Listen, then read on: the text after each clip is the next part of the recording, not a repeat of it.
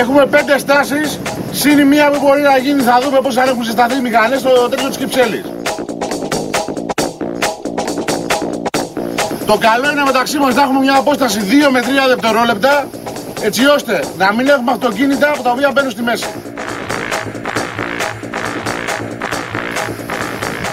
Λογικό. Οι δύο μηχανές που είναι μπροστά συνήθως δίνουν στοίχηση. Έχουν αφήσει χώρο αριστερά, προσπαθείτε να στοιχιστείτε από πίσω.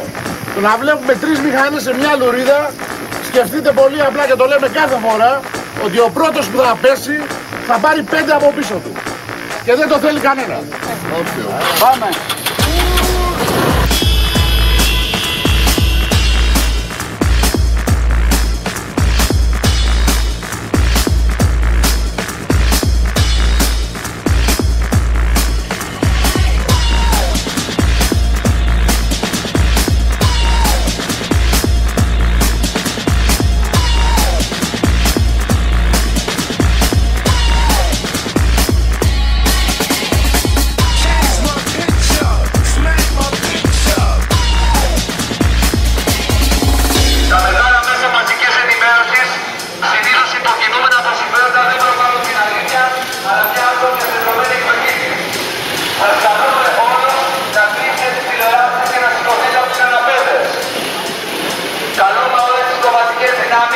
Να ακούσουν και να αποκραστούν τους αγανακτισμένους αντί να προσπαθούν να μας εντάξουν στο πολιτικό τους μαντρί.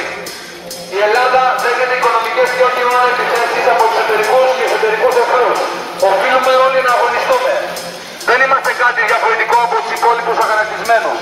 Θα μας βρείτε όλους χωρίς τις μοτοσυκλέτες μας κάτω στο Σύνταγμα, αλλά και σε όλες τις πλατείες της Ελλάδας που ζητάμε να φωνάζουμε και να διεκδικούμε ένα καλύτερο παρόν και μέλλον για μας, τα παιδιά μας, τους γονείς μας και τους φίλους μας.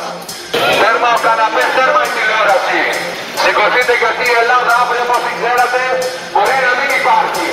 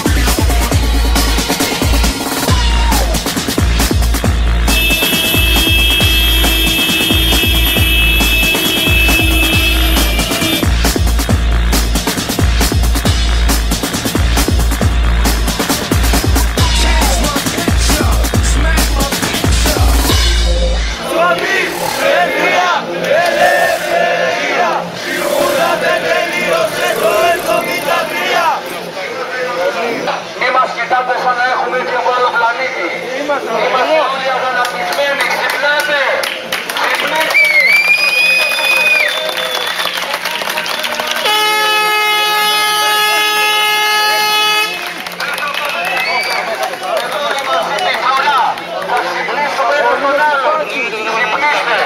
Όπως δεν ξέρετε την Ελλάδα αύριο μπορεί να μην υπάρχει. Κλείστε τις τηλεοράσεις, σηκωθείτε από τους καναπέδες. Ο καναπές παχαίνει.